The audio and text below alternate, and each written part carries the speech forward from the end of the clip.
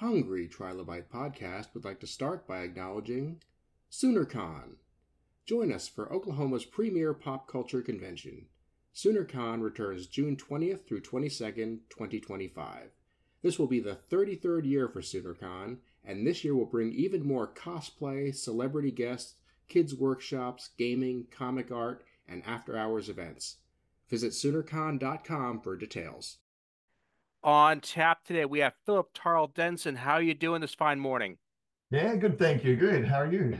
I'm doing great. Thank you so much for being here. I'm really interested in talking about your new project here.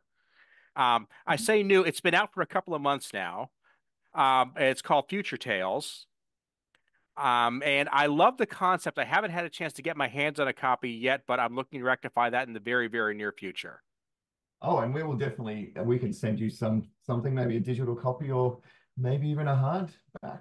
Oh, well, Yeah. if you get all the way across the pond, that would be great. But I love the concept here because it's a post-apocalyptic story. Please don't let me put words in your mouth here, but it Good. doesn't take the usual gritty approach to it that I've seen in so many other cases.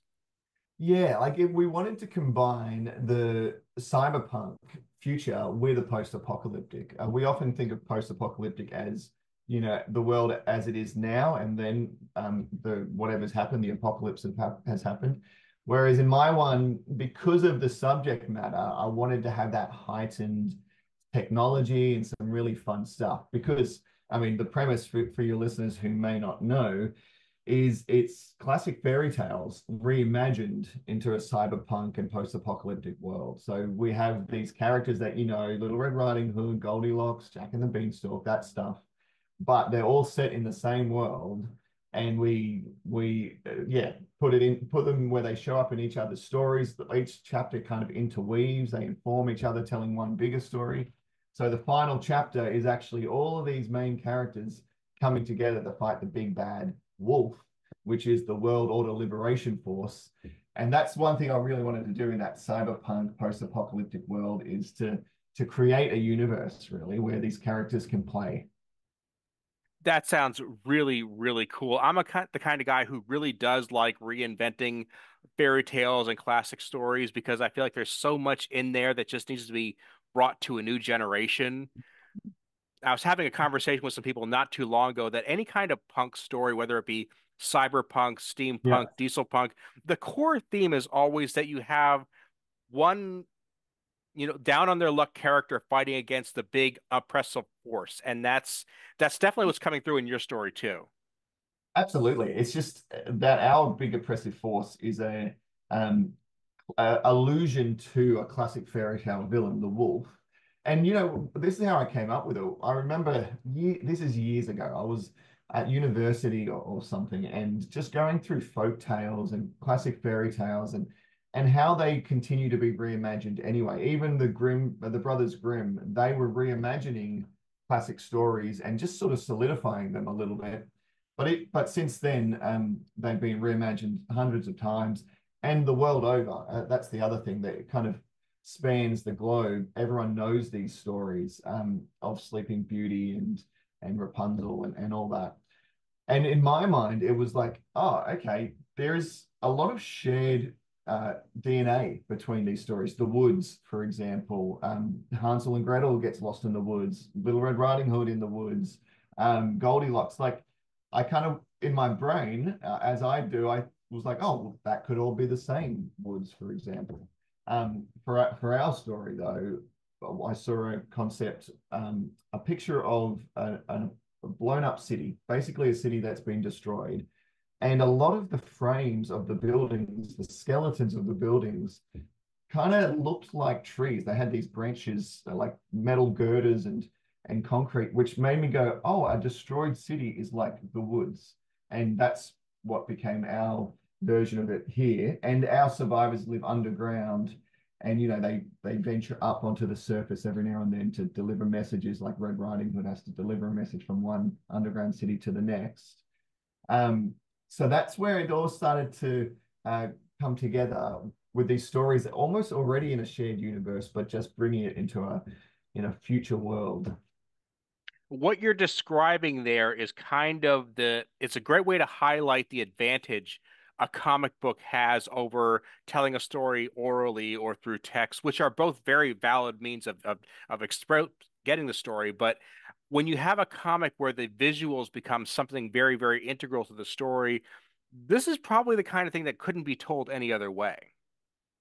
I agree. And even in the sense of film and TV, because I'm a screenwriter, that's what I do. My day-to-day is film and TV. So when you're talking about that, we're talking about money. That's an expensive shoot. This is a big film or series.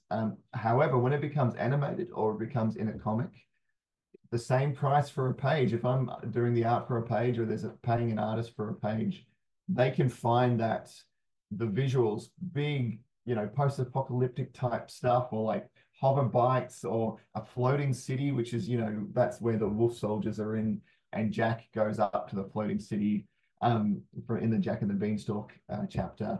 So you can let your imagination go wild and really visualize it. And I love that as this medium, mainly because it's also direct access to my audience. I can write the script for the writer, for the artist. We can collaborate on that, and then it's bang, it's straight out there. Whereas in the film and TV world, I'll write a draft, I write 100 drafts. Producers, everyone has to go through all the lines before it may or may not ever get made. So yeah, I really love this medium for that exact reason, to visualize what's in my head.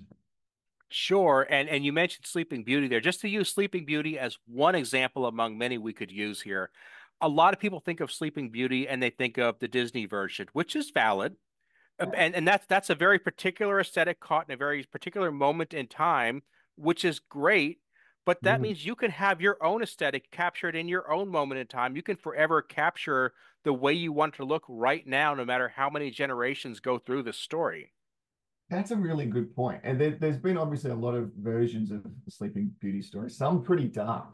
I think I read a Neil Gaiman version, which was pretty dark. Um, but I would say for our one, it kind of made perfect sense. In fact, a lot of these fairy tales connect really well with sci-fi. So Little Red Riding Hood, just a quick example, she's delivering message from one underground city to another. And she's a rider, and she has a thing called a hood, which is a holographic ordnance object device, which she can create. It's sort of cybernetically connected to her brain, so she can create holograms to distract the wolf soldiers. But in Sleeping Beauty, it's perfect. She was asleep for 100 years. Cryogenics or cryostasis pods. The survivors discover this cryopod with this woman in it, who ends up being the key to their happily ever after. So she's important to the end story, but has her own background and how she got there.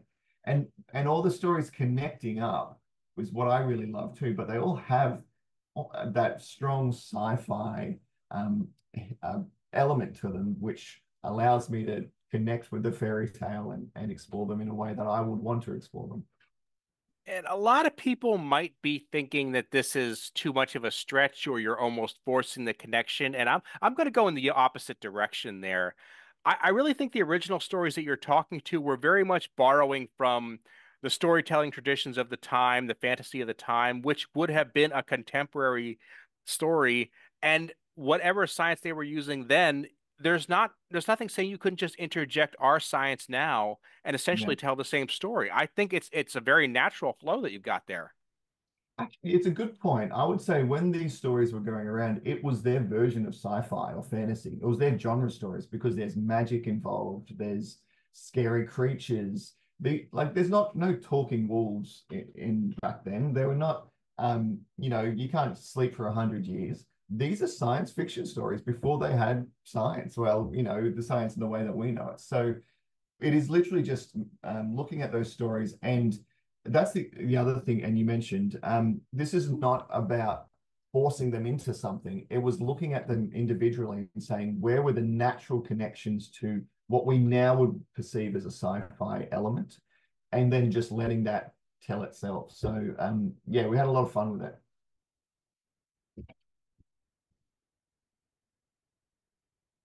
Yeah, it Oh, sounds like a lot of fun to make there, and I would have loved to have been a fly on the wall just coming through and the spitballing sessions that you would have come up with these sessions to come up with this. I would have loved to have been a witness to that.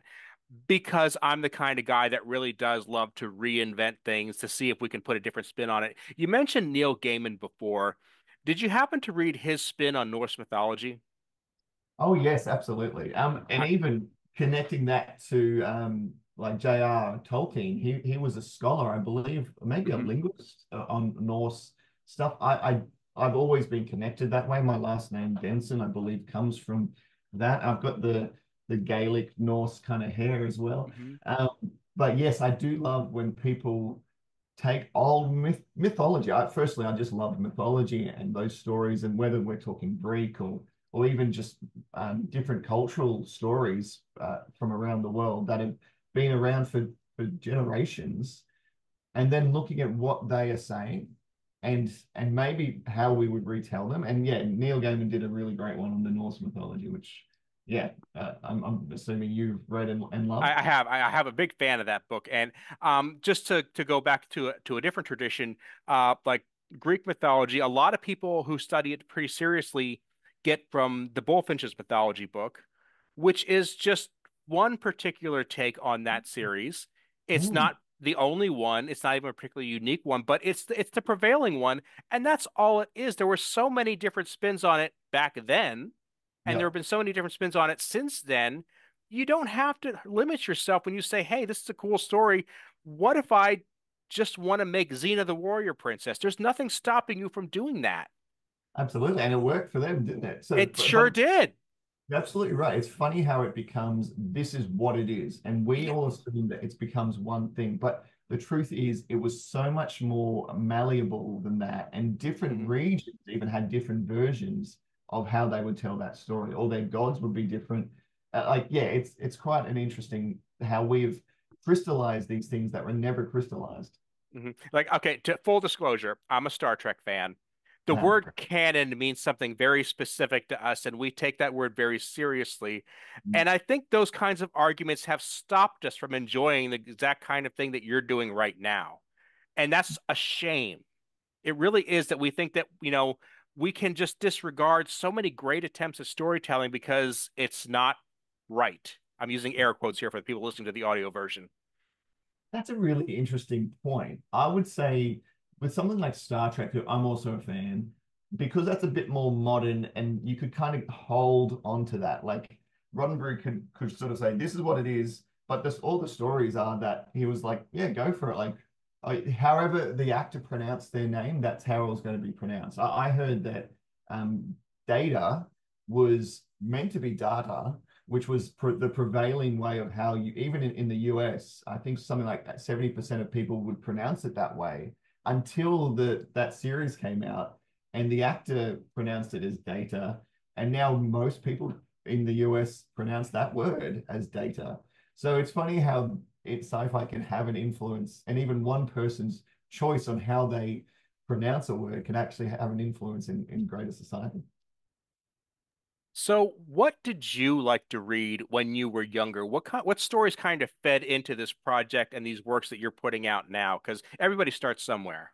Yeah, I mean, I'll sort of bifurcate this. One is in the writing side of things, the reading as a short stories and stories, and that would be Philip K. Dick, Heinlein, and I was pretty young at the time. I mean, I was reading fantasy as well, like J.R.R. and Tolkien and a bunch of other stuff. But I would say Philip K. Dick, he's my dude. I loved his short films, short stories, Heinlein short stories. There's so many I could talk about.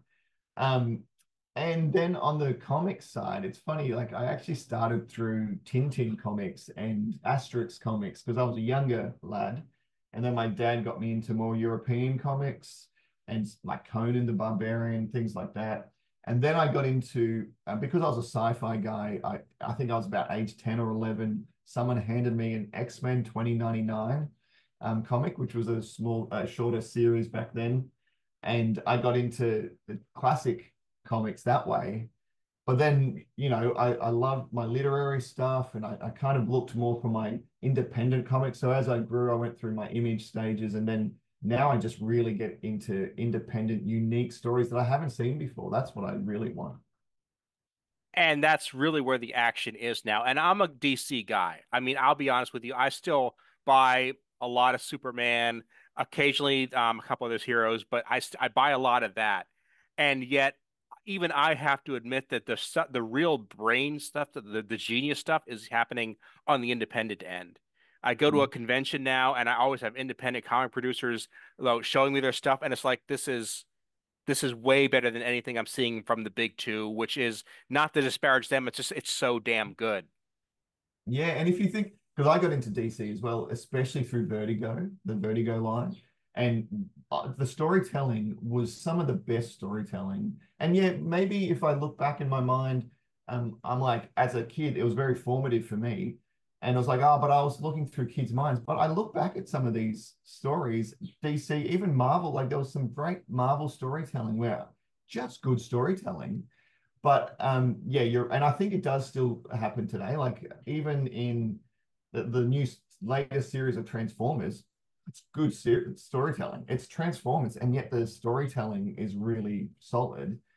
But yeah, I kind of yearn for something that's a little bit more different, not just the classic superheroes anymore, unless it's doing something else with that character that we know and love. I'm a big fan of pushing beyond the spandex genre as much as I love it. It's not disparaging it, but So, I love to get back to the original idea of comics being just any way you could tell a story visually. And that might be war, it might be horror, it might be romance, whatever the case may be. Let's give it a shot. 100% agree with that. That's great. And it's sort of a low barrier for entry for both the audience and as a creator, because it's a minimum viable product in many ways. You can write something, you can visualize it, and then it's there. You can put it out into the world. And vice versa, as an audience, it's like, it's not going to cost me too much to get a floppy or first issue or even a collected issue. It's not that much. It's not like to make a feature film or to a web series even, which is still pretty expensive because you have to shoot things. So I think the comic medium is pretty much, this is going to sound a little bit highfalutin, but it's pretty much the pinnacle of creator and audience connecting, because it's visual, the audience has control. Like I can sit on a page, even if there's no dialogue on that page, I can control how long I look at that page. Whereas a film or TV, it's like, okay, next scene is moving on. So I really enjoy the connection you have with the audience and the control. I just think it's one of the best mediums. And just to bring your book back to it for an example here, like I can see you have a lot of great design work on the characters. They have costumes per se, but I wouldn't really classify any of them as superheroes. They kind of transcend that particular classification. Yeah, that's a really good point. They're heroes, but they're not superhero. And yeah, they do have. So I don't know if you can see this with my blur, but and look, we got the gold foil on the title, but yeah, you Nice can't really touch. see it.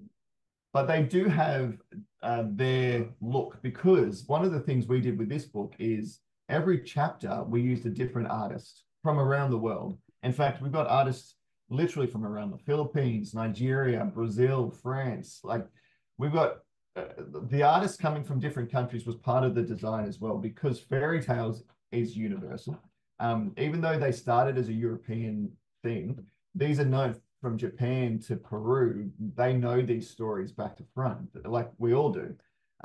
So part of it was to find the different styles per chapter, but also keeping that same character design so we know who they are if they do pop up. But because it is standalone chapters, sort of, it's not an anthology, it's a series, but it almost feels like an anthology. Chapter 1 is Little Red Riding Hood's story. Chapter 2 is Sleeping Beauty. Chapter 3 is Goldilocks. But Red from the Red Riding Hood story rocks up in some of those chapters. The Sleeping Beauty, she's the key to defeating the wolf soldiers, the floating city, or the sky city as we call it, where Jack and the Beanstalk, Jack goes up to and gets, the golden egg, which is a communication device. So they all interweave. And like I said, they come together in the final chapter, Avengers style, to fight the big bad. So they are heroes. They are superheroes. Well, kind of, not really. They're just these heroes of their own story that join together and team up. It does like lend itself to that feel, but they're not superheroes. I'll just say that they're sci-fi heroes. So where do we go from here? You put out this book at the beginning of the year. Is there a follow-up planned or a continuation in the same theme, or are you just going to let this be a one and done?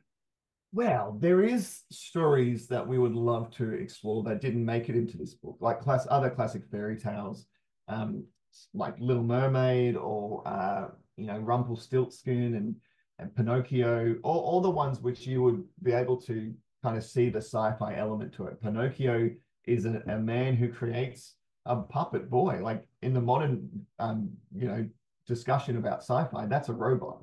In something like Sleeping Beauty, we have these things called bioengineered augmented resources, which were the bears in the Goldilocks story, which were made by the bad guys to fight the survivors and get rid of them. She could be one of those sort of bioengineered genetic creatures. Like there's things that we can explore, and also there's this meta story that connects all these stories together as well, which is the Three Little Pigs, which is also another big bad wolf story, because they're the three underground cities that the survivors live in that are slowly being destroyed and hunted by the wolves, which is where Little Red Riding Hood is taking a message from one to the other, and the message is about that they found a woman sleeping asleep in a cryopod, and she might be like, it all connects.